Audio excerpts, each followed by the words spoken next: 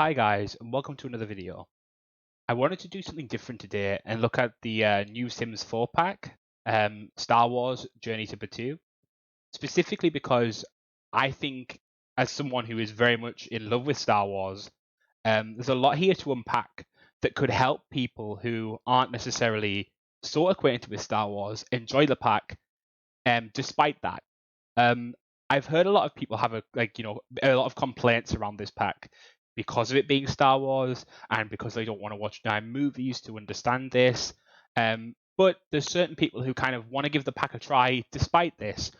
So this video is kind of trying to appeal to those people, to help those people to understand Star Wars so that they can enjoy the pack to the fullest without, losing anything in translation. That's what we're going to kind of do today. So I wanted to go through the Journey to Batuu website, specifically the key features. And so as you'll see, initially it's talking about experience the edge of the galaxy.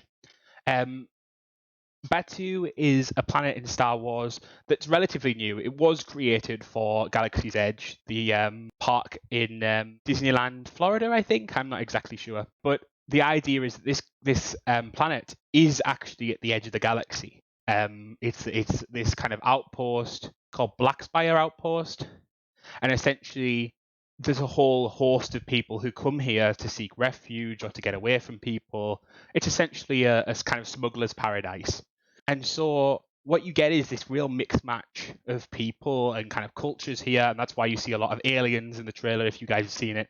But yeah, so Batuu is an actual planet in Star Wars, but contrary to that, Batuu has never been in the films.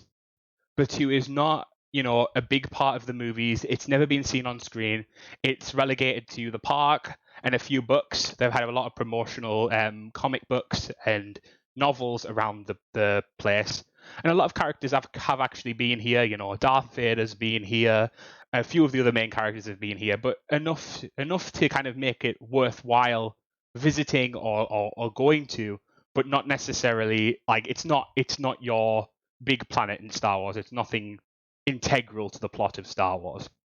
So that's kind of like an intro to Batuu. What is more important to Star Wars as a whole is the idea that there's these two factions.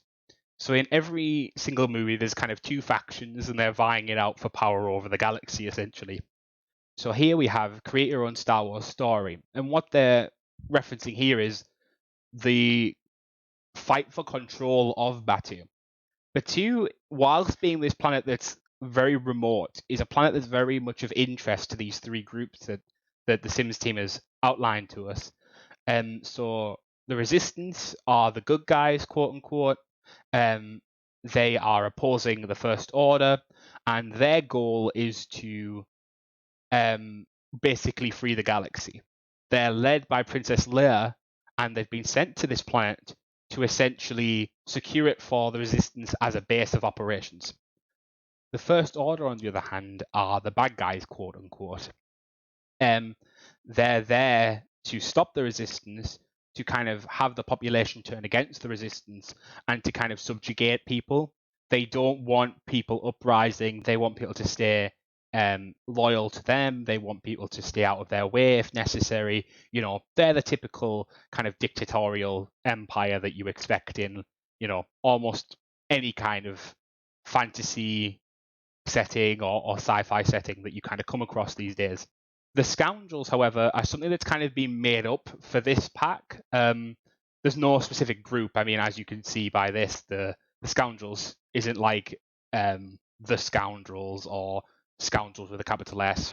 What they're essentially trying to represent here, the Sims team, is an underworld on Batuu. There's a lot of shady dealings on the planet, even though it's kind of like it's a relatively peaceful planet, but it's got a lot of things going on underneath it. And so what you see here is they've actually brought in this character called Hondo Onaka, which he isn't in the movies either, but he's used a lot in the TV shows, the animated TV shows, to kind of give a bit of levity, to show a different side to the war. And so that's what they're doing with him here. Again, they're trying to kind of add a third perspective for those who mightn't particularly be too interested in the good or the bad as a black and white morality scale.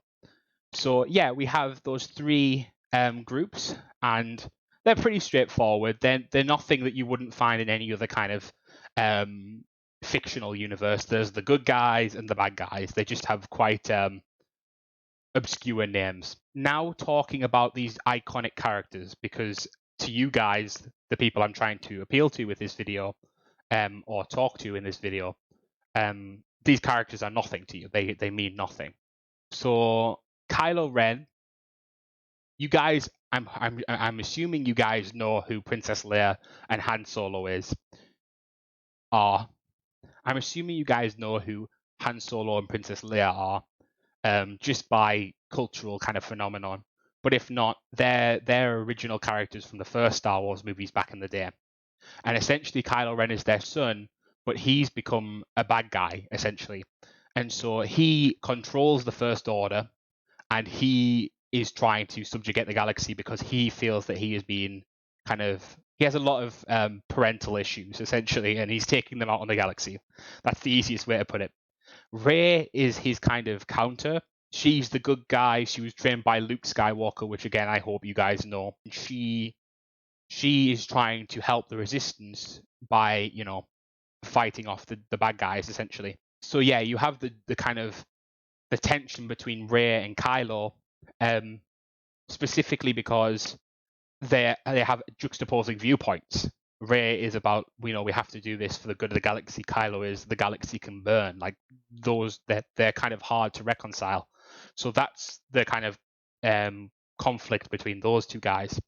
Brief side note, by the way, whilst we're on that, for those who might have watched Star Wars and kind of know what happens next, I won't spoil for people who haven't. But this is set before the final film that was just released last year. So even though you're dealing with these characters, you're dealing with them before the final film. So keep that in mind. You're not going to see anything relating to the final film in this pack for sure, because this is basically set just before the final film. Yeah, so there's that. Vi Moradi, on the other hand, is again a character that isn't in the movies. She's actually not even in any kind of TV show or otherwise. She's actually a book character, and so she is a spy of the Resistance. So she's helping Rey, but ultimately she works for Princess Leia, and she's your kind of link to the Resistance as well as Rey. And then Hondo, as I said before, he is this kind of, he's an alien. He's a Weequay, they call them, which are like these bony people. But he's a very jovial kind of character. He's quite funny. He's meant to kind of be a happy-go-lucky kind of guy. And so that's why he's kind of representing the scoundrels in this pack. Let's kind of deep dive into lightsabers for a second. You guys probably don't want to know too much, but essentially the idea is kyber crystals are what power the lightsaber. That's what make the beams, the lightsaber beam, the lightsaber, whatever you want to call it. The blade of the lightsaber is formed by the kyber crystal. So that's why you'll be collecting those. They're not just a random name that the Sims have made up. That's what they're actually called. And then you're constructing your lightsaber, and then droids, in case anyone's wondering, I know this might sound stupid to some people, but some people don't know. Droids are just another word for robots in Star Wars. They have their kind of own name. I mean, some people use it outside of Star Wars, but it's a very Star Warsy term. Yeah, so that's it for this one. Really, I'm hoping that this video will help people understand Star Wars in the context of this pack, and help people enjoy it who otherwise might not have picked it up. If you have any questions or any kind of queries that you want, please ask. Please put it in the comments. Please, find me on Twitter. I'm more than happy to answer those questions. Otherwise, thank you guys for watching, and I'll see you in the next one. Bye, guys.